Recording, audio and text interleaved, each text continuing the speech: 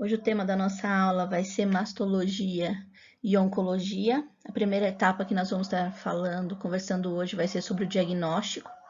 É um assunto bem extenso, muito importante devido à sua relevância, sua incidência e seu interesse do ponto de vista da saúde pública e bem como do nosso ponto de vista de reabilitação.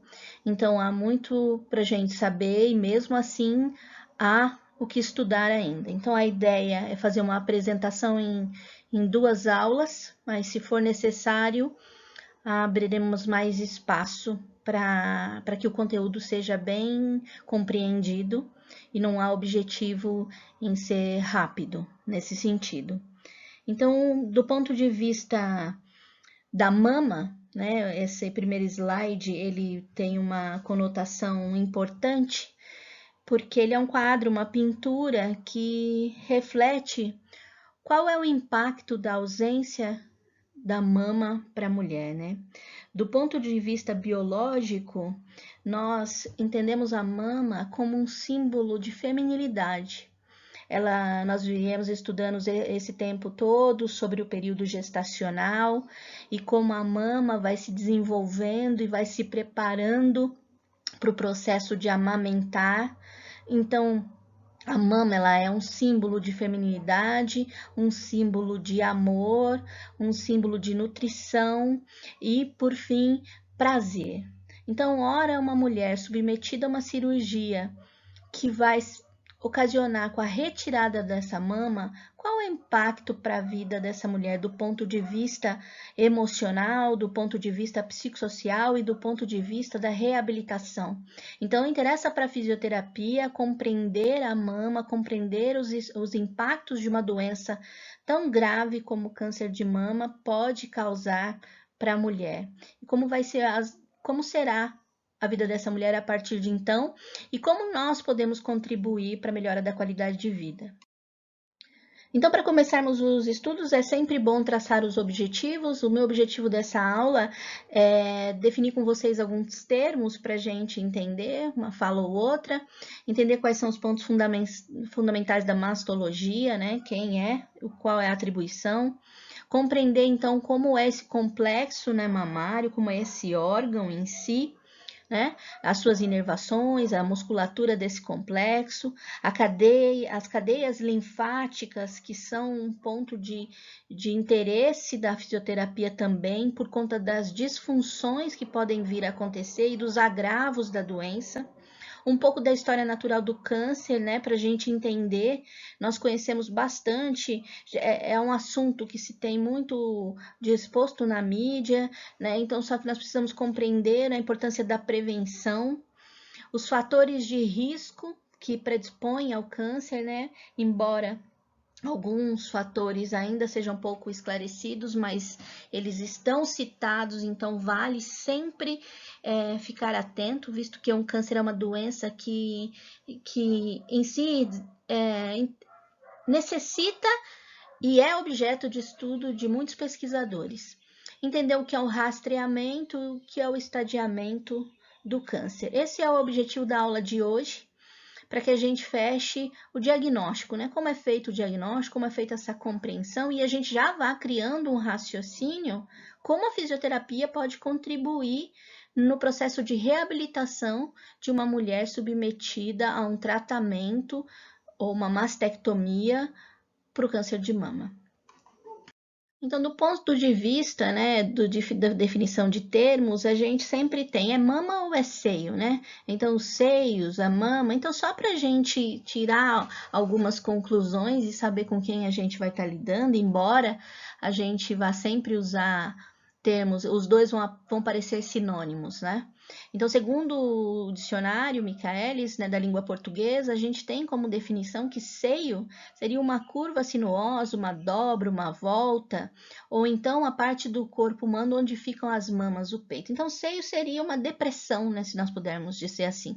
Por isso, seios da face. Então, a palavra seios, elas vêm por domínio cultural já, mas a palavra mama representa muito mais o órgão do qual a gente vai estar se referindo.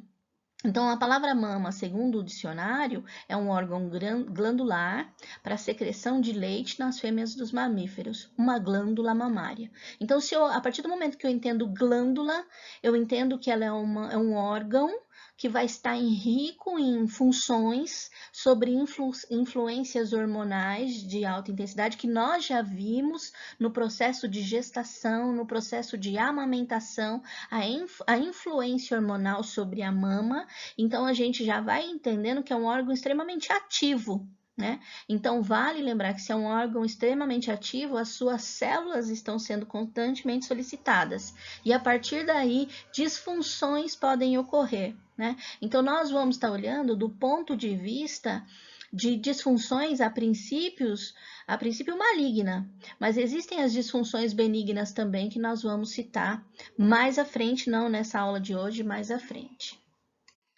Então, por definição, mastologia é a especialidade médica que estuda, previne e faz o diagnóstico das doenças ligadas à mama, sejam elas de origem congênita ou adquirida, e vai lançar mão de todos os recursos que a ciência se dispõe para gerar uma terapêutica adequada, seja ela cirúrgica ou mesmo clínica reparadora. Então, a Sociedade Brasileira de Mastologia recomenda que qualquer disfunção da mama seja tratado por um mastologista. Quem é o profissional que irá fazer esse encaminhamento? O ginecologista. Porque, a priori, exames de rotina, tais como mamografia, ultrassonografia, são também da expertise do ginecologista, na consulta anual que toda mulher deve fazer. A partir do momento que se identifica algo relacionado à mama, o mais conveniente, o mais correto é que se encaminhe um profissional com maior experiência nessa área. As glândulas mamárias se constituem de um tecido adiposo e conjuntivo, que é chamado estroma. Elas são consideradas anexos, né? E ela é formada pelo tecido glandular. Então, a gente pode observar na imagem a quantidade de ductos, né, interlobulares, lóbulos, né, da musculatura que compõe a sua parede, do tecido gorduroso que faz parte dessa estrutura. Esses ductos são quem fazem o caminho do leite até a saída do mamilo. Então, são estruturas extremamente ativas. Alguns cânceres têm predileção pelos ductos, né, pela formação, pela ativação dessas células. Então, é um órgão par que tem a função de produzir e excretar o leite. Seguindo ainda do ponto de vista anatômico, vale considerar a inervação da mama e esse seu plexo. A mama é inervada no seu contexto superior pelo plexo cervical e no seu contexto inferior pelo plexo braquial. Há uma trama de nervos importantes que vão mandar essas ramificações para essa região e muitos deles vão passar por musculaturas importantes para a função da cintura escapular. Então, a inervação da mama, ela vai se ater a dois grandes nervos por conta da musculatura com quem eles têm participação. Considerando então essas estruturas importantes e por que interessa a gente observar e relembrar esses pontos, sendo que são raízes, né, são ramos do plexo cervical, são dois nervos importantes, que é o nervo torácico longo, ou de Bell, e o nervo torácico dorsal. A ideia é conhecer e relembrar, porque são são nervos que vão inervar musculaturas importantes para a cintura escapular. E uma vez a mulher submetida a uma cirurgia ampla de retirada de toda a mama, essas estruturas também vão estar em risco. E uma vez para conhecimento já, nós sabemos que uma lesão nervosa ela pode impactar muito, seja ela uma lesão parcial ou uma lesão total, pode impactar muito na mobilidade do membro superior. Então, um dos agravos do câncer de mama, do ponto de vista motor, do ponto de vista funcional, é o risco de comprometimentos do membro superior. Então, quem a gente vai ter? O nervo torácico longo, ele vai ter ramos que inervam o músculo serrátil anterior, o músculo peitoral menor, e tem ação na estabilidade do ombro, né? Então, se nós olharmos, eu perdendo a estabilidade do ombro e mesmo até ramos que inervam a escápula, nós vamos ter uma escápula alada e uma instabilidade de cintura escapular, com limitação da ADM e possivelmente força muscular. Quando é que isso corre risco de acontecer? Nos momentos de acesso aos linfonodos axilares. Então, em cirurgias onde tem que haver a retirada desses linfonodos axilares, esses nervos estão muito expostos a algum tipo de compressão ou mesmo lesão. Então, o interessante é poder já guardar que esses nervos, eles fazem parte de um complexo de cinturas e de musculaturas extremamente importante para as AVDs, para a funcionalidade do membro superior. Então, seriam esses os músculos, né, que compõem a cintura escapular, né, do ponto de vista dessa inervação. O músculo peitoral maior e menor, o músculo serrátil e o grande dorsal. Então, lembrar da função desses músculos, de onde eles estão e das suas ações. Essa imagem nos garante, né, a complexidade desses nervos e bem como a musculatura com qual ele vai estar apoiado ou muito bem aderido, né, vai estar inervando. Então, uma vez que eu tenha que... porque as mamas se apoiam sobre essa musculatura. E uma vez que eu tiver que fazer uma retirada, que o médico tiver que fazer uma retirada dessa mama, o risco de comprometimento ou mesmo de praxia, né, de compressão desses nervos é alto. Né? Então, é importante a gente lembrar dessa dinâmica. Então, considerando do ponto de vista do câncer de mama, são de objeto da nossa atenção os músculos peitoral maior e menor, serrátil e grande dorsal. Uma vez essa inervação comprometida, esses músculos irão sofrer e isso poderá, né, e ocasionalmente irá gerar agravos à função do membro superior e da cintura escapular. A drenagem linfática do membro superior da mama em si é basicamente feita pelos linfonodos axilares, da cadeia axilar, e da cadeia mamária interna. Então, a gente pode ver pelo slide que 97% do fluxo de linfa que passa pela mama é absorvido pela cadeia axilar. Então, considerando essa informação, né, nós vamos lembrar sempre qual é a importância do fluxo linfático, qual é a importância da linfa e qual é a importância dessa drenagem. Uma vez que nós entendemos que o sistema linfático ele age como um lixeiro, né, retirando as impurezas e resíduos do metabolismo e do tecido, eu entendo que uma vez ele obstruído, essa cadeia axilar obstruída, seja pela presença de um tecido, ela vai gerar impactos muito grandes no membro superior.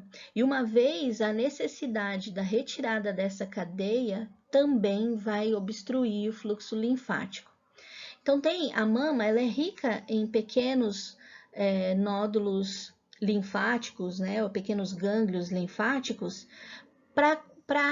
do modo que ela vai estar drenando não só para a axila, mas em menor proporção, mas também para outras regiões, seja o diafragma, seja o fígado. Então, o que a gente pode entender? Que eu tenho uma cadeia muito grande de linfonodos axilares, e essa cadeia é de atenção, porque uma vez estabelecido o processo de doença, o primeiro foco de metástase, vamos dizer assim, é essa cadeia de linfonodos.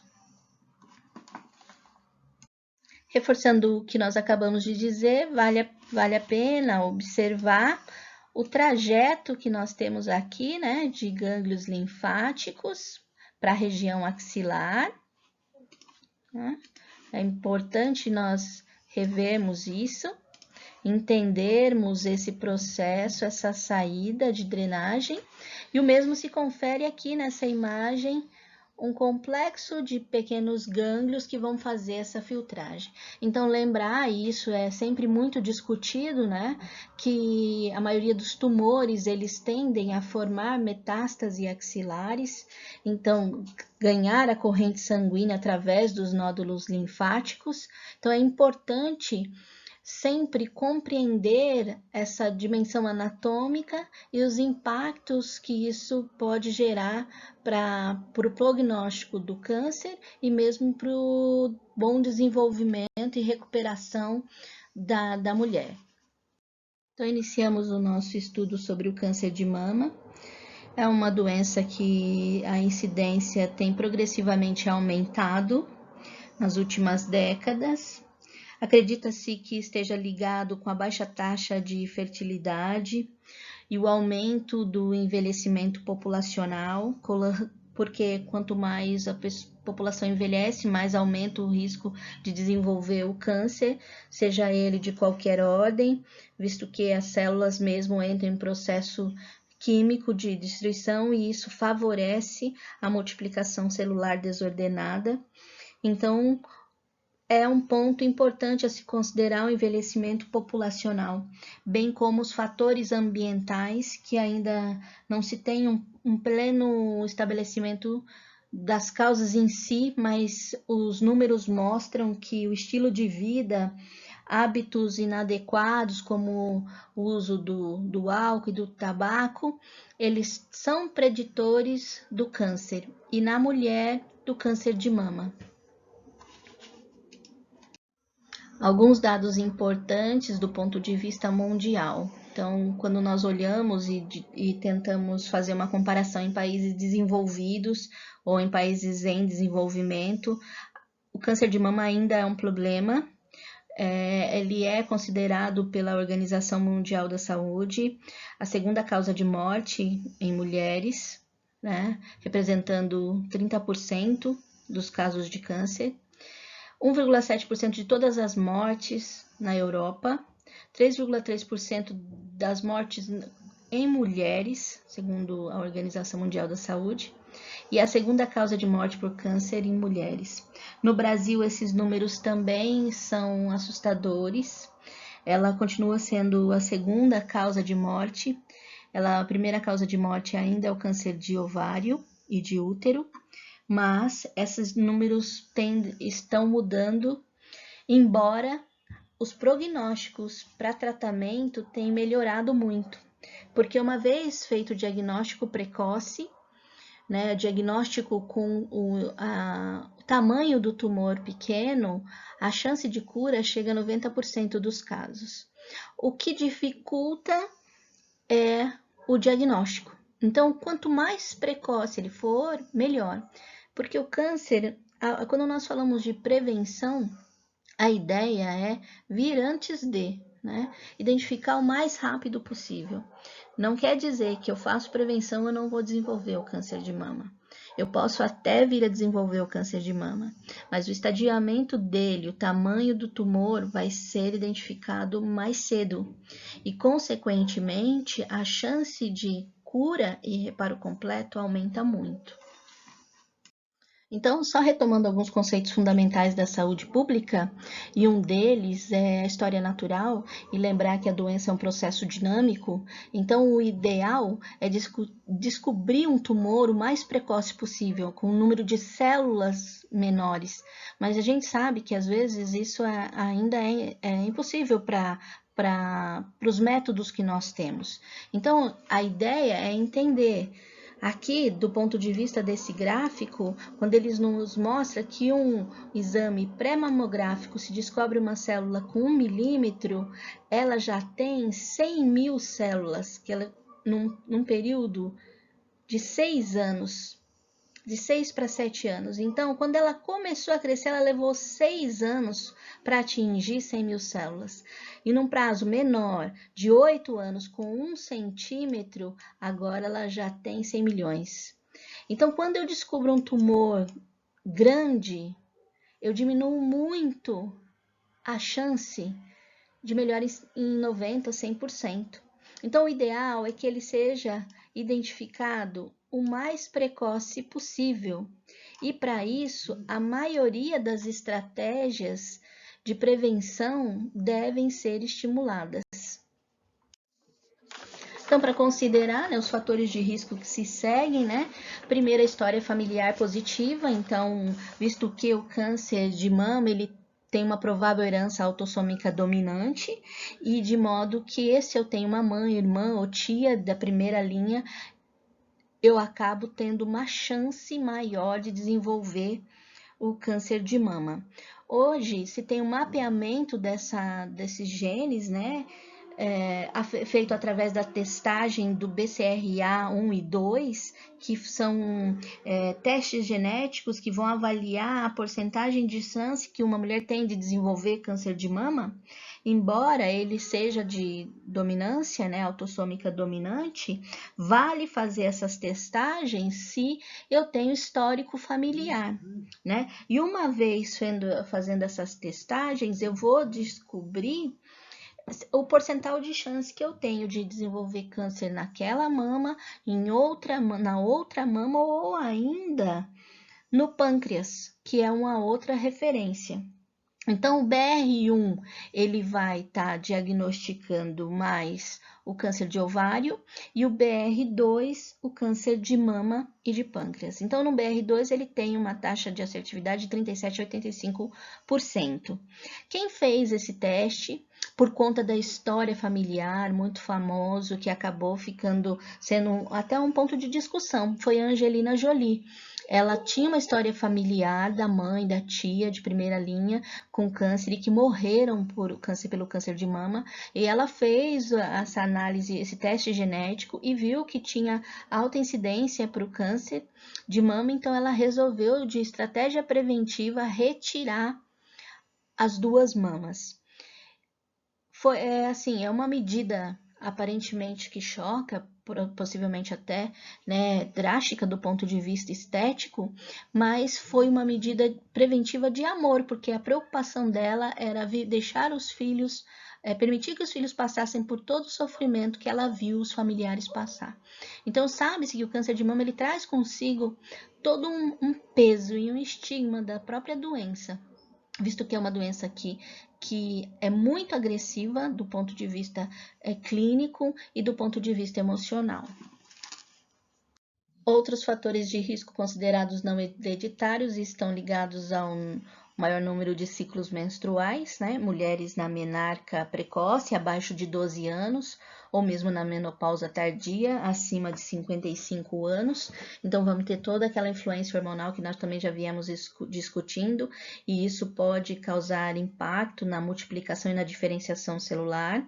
Então, a nuliparidade, na ausência de partos ou paridade tardia, acima dos 25 anos, a ausência de um aleitamento materno, então uma estase, uma ativação dos gânglios, dos ductos lactíferos, mas sem ativação, o excesso de radiação, a exposição à radiação, então indivíduos que são expostos à radiação têm uma chance de desenvolver câncer de mama, o uso do álcool, né? O álcool e a obesidade são ditos estilos de vida, e ainda os fatores não são bem estabelecidos, mas sabe-se que a obesidade após a menopausa é um fator de risco para o desenvolvimento do câncer de mama. E a terapia de reposição hormonal, que tem que ser feita extremamente acompanhada por um médico, por um profissional capacitado, visto que é a injeção de hormônios num período em que ele cessa fisiologicamente. Outros fatores de risco, que são considerados elementos sem relação definida, embora descritos na literatura, são o uso de concepcionais, a poluição ambiental, isso para vários outros tipos de câncer também, o fumo também, de causa primária do câncer de pulmão e de garganta, mas pode estar relacionado com câncer de mama, o silicone, por ser uma invasão mecânica, que de algum modo pode vir a interferir ou iniciar um processo de inflamação. Algumas profissões estão mais expostas ao risco de desenvolver o estresse ou mesmo a própria exposição à radiação, e a dieta. Uma dieta inadequada ou rica em açúcares também pode acabar influenciando. Então, o que é o rastreamento? É a busca ativa de lesões menores. Quanto menor for a lesão e ela for encontrada, melhor é o prognóstico. Então, dentro desse rastreamento, nós temos clínicas convencionais, que são as estratégias aplicadas para todas as mulheres. Primeiro, o autoexame. A mulher precisa se conhecer, precisa mensalmente estar avaliando a sua mama por técnicas já estabelecidas e que todas tivessem um cuidado. Alguns médicos dizem que tumores identificados nessa fase já são tumores maiores, mas vale lembrar que em locais onde haja uma escassez de exames médicos ou da própria presença de médicos especialistas, vale que é importante que a mulher se conheça, porque qualquer alteração na característica da pele, na cor, na temperatura, é importante ser notificada ao médico. O exame clínico, né, na consulta regular com o ginecologista, que vai estar fazendo uma avaliação específica. A mamografia, que é considerada padrão ouro, ela é o diagnóstico principal, né, a estratégia principal de diagnóstico do câncer de mama. A ultrassonografia das mamas, que vem como um recurso complementar, não de rastreamento, juntamente com os outros exames que também vêm para complementar a mamografia. Então, em suma, no rastreamento, quem é o padrão ouro, que a gente vai chamar, e a melhor estratégia de diagnóstico é a mamografia. No entanto, as campanhas e o estímulo para que seja realizado mamografia. E aí a pergunta, né, que não quer calar, né? E você? Faz avaliação da sua mama? Como está a sua mama? Se constantemente, isso serve para os rapazes também, né? Não é só para as meninas, mas para os rapazes também, porque o câncer de mama também, numa incidência bem menor, mas pode acometer o sexo masculino. Mas é importante inspecionar a mama, reconhecer a mama, reconhecer áreas da mama, mamilos, fazer leves compressões para verificar a saída ou não de líquido. É muito importante que isso seja feito mensalmente. Escolha um dia, marque um dia nesse calendário e faça constantemente essa medida preventiva. Do ponto de vista do rastreamento, nós vamos considerar duas estratégias. A princípio, o autoexame de mama, que ele não promove benefícios para a sobrevida. Então, é uma estratégia de reconhecimento da mama, mas sozinho ele não dá diagnóstico. Então, é necessário que ele seja complementado com outros elementos. Ele aumenta até o número de biópsias necessárias se ele não for rastreado corretamente. O próximo passo é o exame clínico. Quem faz essa palpação, essa inspeção do tecido é o médico. E a partir dessa inspeção, dessa palpação, ele vai identificar se há áreas que precisam ser melhores investigadas. E a partir daí, ele vai lançar mão dos exames, a mamografia como próximo complemento. E aí, a partir daí, ele vai estabelecer mais diagnóstico e prognóstico. O exame clínico ele é sempre útil para onde há uma redução, uma escassez de mamografia. Então, a habilidade do médico é importante nesse processo. Então, como eu citei, a mamografia é o padrão ouro, né? Então, a partir do exame clínico que todo médico deve fazer, a primeira solicitação é que seja feita mamografia, indicada para ser feita anualmente a partir dos 40 anos. Mulheres abaixo dessa idade, por estratégia médica, por característica do tecido, irão fazer o ultrassom da mama, mas que também sozinho não vai dar sugestões, mas a mamografia sempre que vem para finalizar o diagnóstico. A mamografia, ela rastreia lesões a partir de 1 milímetro, então a gente pode observar na primeira imagem lesões muito pequenas e lesões muito grandes. À medida que a tecnologia melhora, que as imagens, que a mamografia digital melhora, mais acurácia vai ter no diagnóstico dessas microcalcificações, nodulações ou lesões mais extensivas.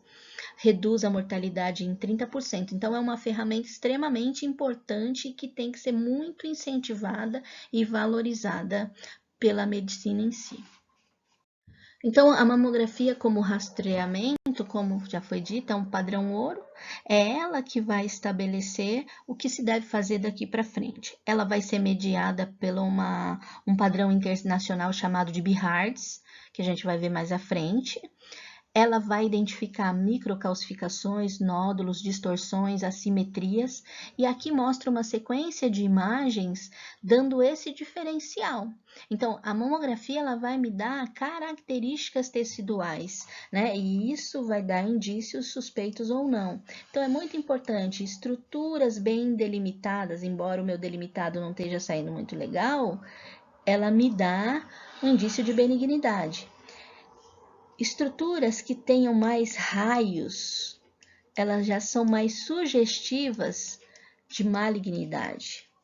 E o mesmo aqui, né? Quanto mais espiculada ela é, mais sugestivo de malignidade.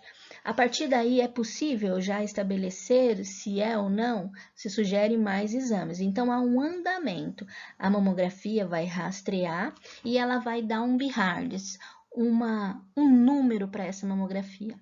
E a partir desse número, outras estratégias serão feitas. Então, o que é um BIHARDS? Né? O Colégio Americano de Radiologia estabeleceu um sistema universal. Então, qualquer lugar do mundo, se você levar uma mamografia e a sua mamografia for um BIHARDS 2, ela pode ter calcificações de característica benigna, para por aí, só vai acompanhar anualmente. Se você tiver uma mamografia com BIHARDS 4, há um suspeito de malignidade, precisa avançar para outros exames. E aí, quais seriam esses exames? O médico vai estabelecer. A princípio, o próximo passo é uma ressonância nuclear magnética. Né? E se você tiver com BIHARDS 5, ele já é característico de malignidade, o próximo passo é cirurgia. E o 6 é um BIHARDS já dizendo que a pessoa tem câncer e como está o andamento desse câncer. Né? Então, se ela teve ou se ela tem. Então, sempre será um BIHARDS 6. Em qualquer lugar do mundo é um padrão criar um BIHARDS. Uma vez estabelecido um BIHARDS, vai dar continuidade para esse rastreamento. Então, a ultrassonografia de mama, ela vem sempre após uma mamografia. Então, ela sozinha, ela não é indicada como rastreamento, a não ser indivíduos jovens com característica de mama densa, né, no período gestacional, e seja necessário fazer um exame por queixa das mamas, então se lança a mão da ultrassonografia. Dando o BIHARDS alterado, se encaminha para a mamografia. Confirmando a mamografia, o BIHARDS alterado, o BIHARDS 4, se avança para ressonância nuclear magnética. O BIHARDS 4, o BIHARDS 5, também a ressonância não é indicada como rastreamento primário. Vem sempre complementando rastreamentos. E aí, quando a mamografia avalia um BIHARDS 4 e sugere-se ressonância, a ressonância vai identificar se permanece nesse BIHARD, muitas vezes sendo necessário o uso de contraste para identificar detalhadamente o tamanho do tumor, se ele há formação de ramos e se ele já está num território mais avançado. Por fim, o teste genético, que embora em fase de pesquisa, ainda alguns hospitais fornecem, por exemplo, o Albert Einstein, você pode particularmente fazer esse teste se você tiver dentro dos critérios de eleição, né? Embora a ideia é que ele acabe chegando nas redes públicas, mas há sempre um critério muito grande para o rastreamento genético. Então, o que a gente tem de primeiro ponto no rastreamento?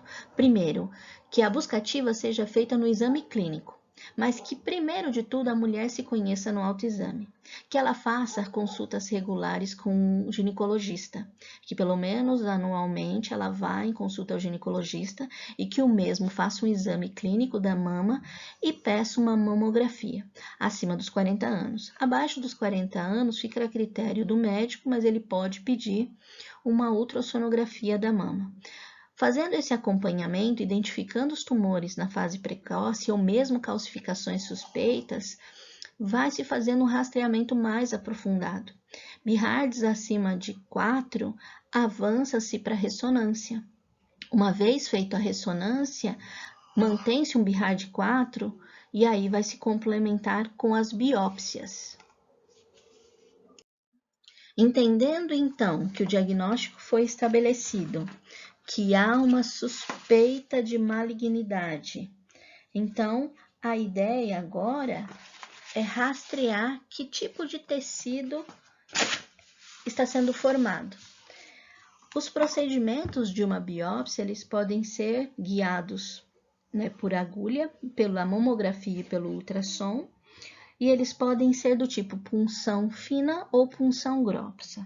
Então, nós vamos ter uma biópsia incisional de um cisto direcionado por um ultrassom, que a gente chama de core biopsy. Então, o médico vai executar a punção do tumor, da área suspeita, vamos dizer assim, usando uma agulha grossa, sendo guiado por um ultrassom.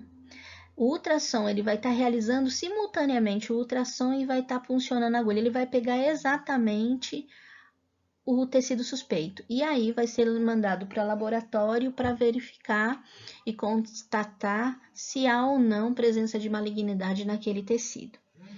Outros dois tipos de biópsia são chamadas as biópsia incisional ou excisional. Na biópsia incisional é quando já tem tumores maiores que 4 centímetros. Então, se faz uma abertura, né, uma motomia local e retira-se todo o tumor, né? E aí faz o estudo dessa biópsia.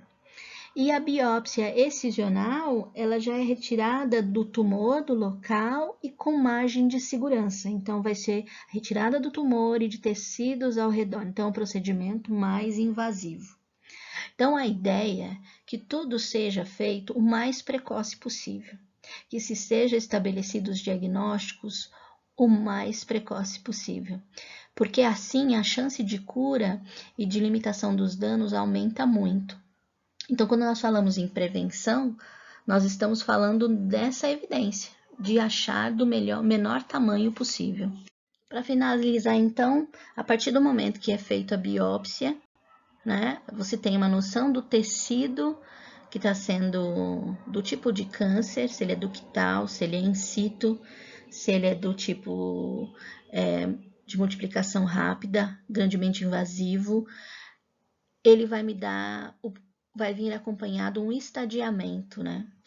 Mediado pelo quê? Por 3 siglas. Então, toda vez que o indivíduo desenvolve o câncer, essas siglas irão acompanhá-lo. O BIHARD e o TNM, que é o estadiamento do tumor. Quer dizer, o estadiamento, onde ele está, qual o seu grau de avanço e qual é o prognóstico para tratamento. Então, uma vez estabelecido o estadiamento, o médico já vai ter noção de como ele vai determinar e direcionar o tratamento. Então, o estadiamento, através do TNN, é uma estratégia de localizar o tumor e saber quais áreas mais podem estar afetadas. E assim, ele pode estabelecer prognóstico e estratégias para evitar o avanço da doença. Então, o T, ele vai se relacionar ao tumor primário, onde ele está começando e o tamanho dele. Então, T1, né, até 2 centímetros, T2 de 2 a 5 centímetros, T3 maiores que 5 centímetros, T4 já um tumor que acomete a parede torácica, pele ou um CA inflamatório, que ele já tem uma raiz maior, uma área de lesão peri maior também. Os linfonodos axilares, lembram lá atrás quando eu comentei que era muito importante nós sabermos das cadeias linfáticas do tronco superior, principalmente da axila, porque uma vez presente um nódulo ou um tumor de células nos ductos mamário, o próximo local de ação de migração serão os linfonodos axilares. Então, dentro dos linfonodos, a gente muda um pouco a nomenclatura. Então, nós chamamos de N0, sem doença axilar, o tumor ainda está in situ, ele só está no local onde houve a diferenciação celular. N1, até 3 linfonodos acometidos. N2, de 4 a 9 linfonodos acometidos. N3, mais de 10 linfonodos acometidos. E aí passa a estratégia cirúrgica a partir dessas informações. Por fim, metástase, com M. Então, a sigla será TNM. M0, sem doença metastática. M1, com doença metastática à distância. Então, a partir da análise histológica do tumor, nós teremos também graus. O grau 1 ele é bem diferenciado. as células cancerosas que estão no tecido, mas elas se parecem com o tecido normal, portanto o crescimento é lento, é de melhor prognóstico. O grau 2 já é moderadamente diferenciado, ela está mista entre 1 e o 2, também tem um prognóstico bom. A de grau 3 ela é pouco diferenciada, as células 3 elas são totalmente diferentes do tecido das células normais e elas têm crescimento rápido. Então, a partir do estabelecimento adequado e dessa sequência de rastreamento, se tem um prognóstico. Então, lembrando-se sempre que quanto menor o achado, quanto mais rápido o achado, quanto menor o tamanho do tumor encontrado, quanto mais correto for a clínica de rastreamento e melhor os estadiamentos, melhor é a chance de cura. Então, entender que tudo que for diagnosticado precocemente chega a estabelecer até 90% de cura. A ideia é a gente entender quais são os processos de diagnóstico para entender as medidas preventivas e assim avançar no que a fisioterapia pode fazer. O próximo assunto que nós vamos conversar serão os tumores propriamente dito, o que é o câncer, quais são os tipos e os tipos de cirurgia e, por fim, como a fisioterapia pode atuar. Então, se você quer saber mais, que é um assunto vasto, tem muita coisa escrita e tem muito ainda para se escrever, tem a Sociedade Brasileira de Mastologia, que publica bastante coisa, e o INCA, que também tem bastante material. Então, é só querer saber um pouquinho mais e se aperfeiçoar mais nessa área. Muito obrigada e estou à disposição.